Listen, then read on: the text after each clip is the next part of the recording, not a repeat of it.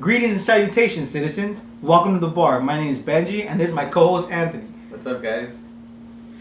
Today we're going to be reviewing 1990s favorite from Ben. It's called Demolition Man. It was directed by Brambilla. Greatest movie ever. Came out in October of 1993. How old were you, Ben? I was 2 years old, 1 year away from 3. And I was about 20 years old, so you can imagine the joy that I had in viewing this movie. Not really. It was one of my top 10 favorites. I am a 90s kid. I love 90s movies. Action was all about the 90s, so that's why I really love those movies. I feel like it captured the essence of what action films are supposed to be nowadays. But you know what? Since I've seen this movie a bunch of times, I'd like to hear what you think about the movie. Do you want to talk about the cast or the plot first? Both. Let's talk about cast first. Alright, the casting, I felt, first of all, it's Sylvester Stallone at his prime. In fact, I thought the first 5 minutes of the movie was like a calendar about him because he was so buff. All you saw was the camera doing these slow-mos on his veins, and I was like, okay, we get it. You're hot. You've been working out, old man. It was one of his top moves. You know, in that era, those people were your heroes. They were they were Captain America's, your Spider-Man. They were your action movies. That's why they made the Expendables in the future. So that was the great part of it. I feel like Sylvester Stallone was one of the most underrated actors of all time. I feel like a lot of people didn't really see the value in him because of the way he spoke, the way he talked. A lot of people didn't. Yeah, he did have an impediment, right? Yeah. All right. What about Wesley Snipes? To me, he was over the top. He was a little too I love that about him. Something about this movie that I really love about John Spartan, which was Sylvester Stallone, and Simon Phoenix, which was Wesley Snipes, was they had this Batman Joker vibe to me.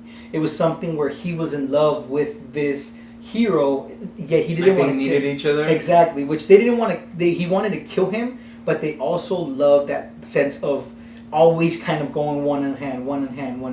And again, he was a great martial artist at the time, and they didn't show that until after the movie, you know. So something about him just really made me love that character, which villains is one of my favorite things of all movies. True. And it's hard to really get that perfect villain without being very stereotypical like more other villains out there. Which he was very funny, he was very comedic, had a bunch of puns in this movie, which I loved overall.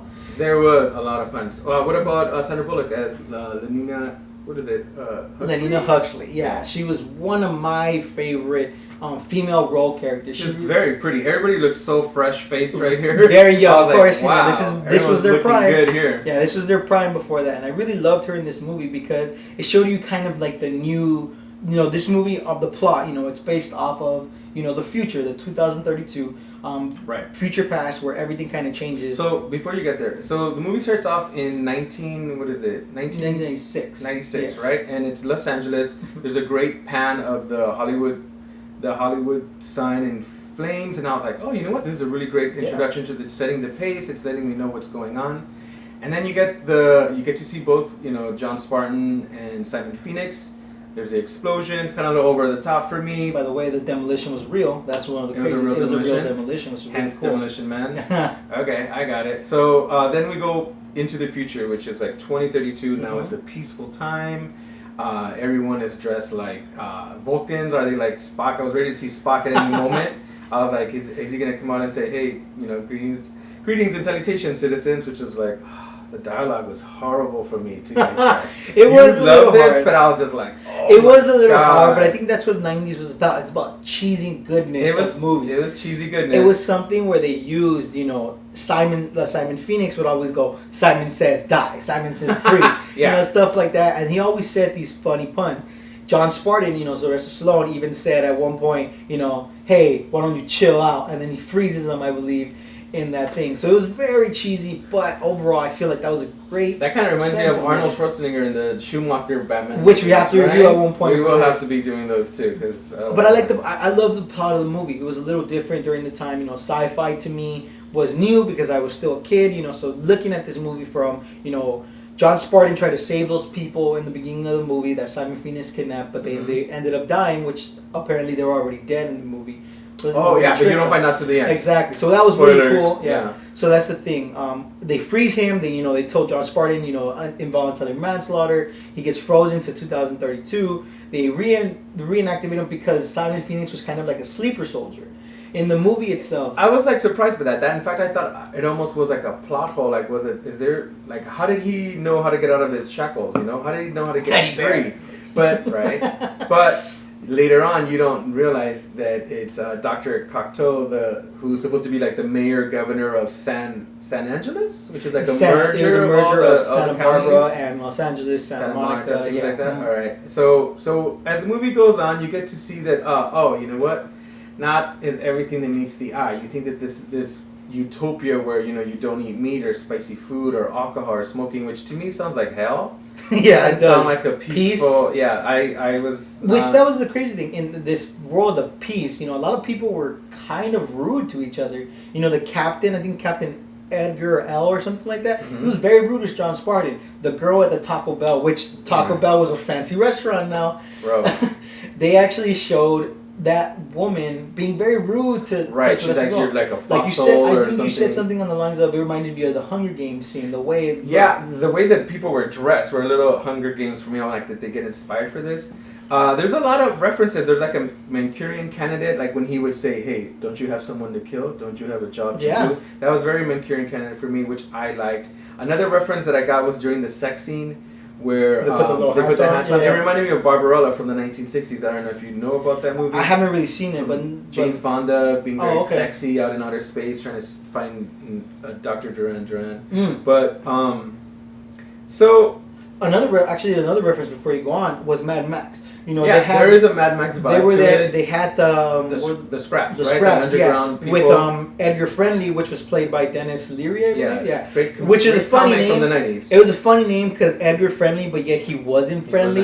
He actually cussed a lot. He said he wanted cholesterol. He wanted to drink a beer when he was relaxing. So it was a very the names are even puns, play on words kind of thing. John Spartan. As you can tell, this is actually one of your top 10 this films, is one right? of my top 10. When we first started thinking about this channel, we were like, let's bring up a top 10 list for each other.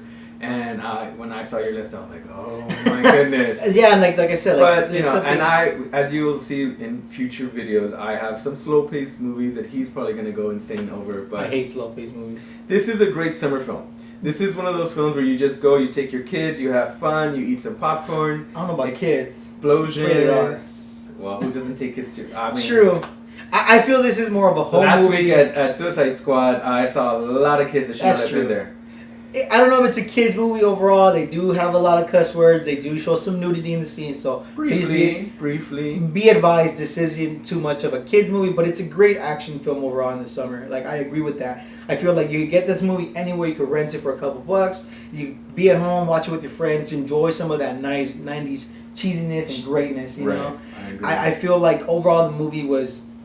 It brought the essence of what the 90s was in the sense, because I personally feel when the 90s, the movie showed a lot of action. Cartoons were back with action, The action scenes were some of my favorite of all times. There was no CGI, there were stuntmen and stuff like that, but you didn't really see that much of it. You saw them There was a lot of scenes where I was like, actually, one of the things that I loved about the movie was that you got to see LAX or the Pacific Design Center or the Los Angeles Convention, and it looked futuristic. The cars were great. I didn't care for the fashions in this movie, but the cars and the scenery were really good.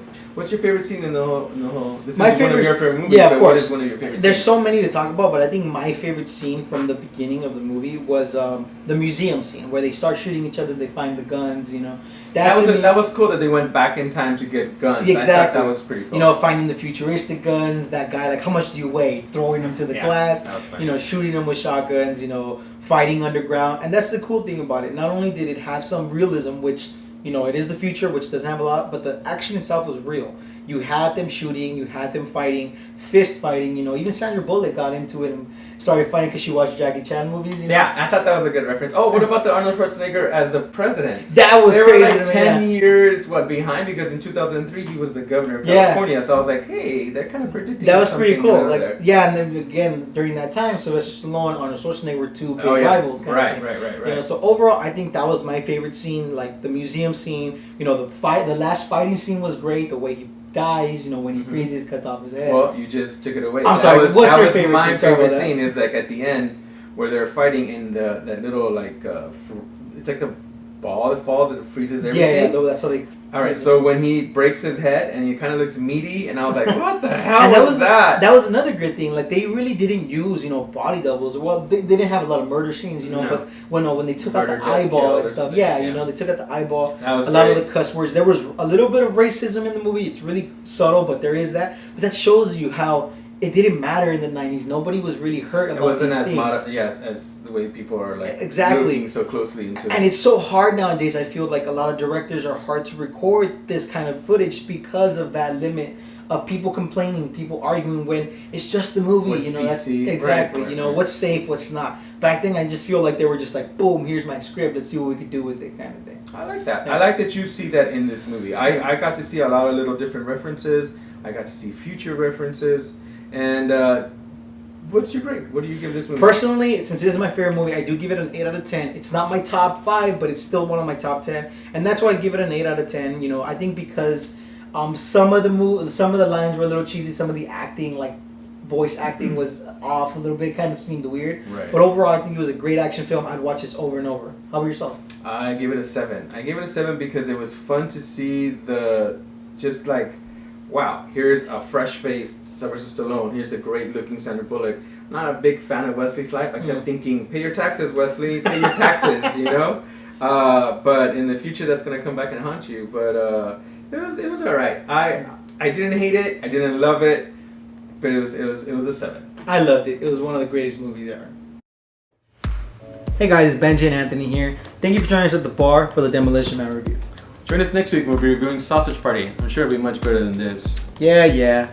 Just a heads up, that will be a spoiler-filled review. And don't forget to like, comment, and subscribe. See you next Monday.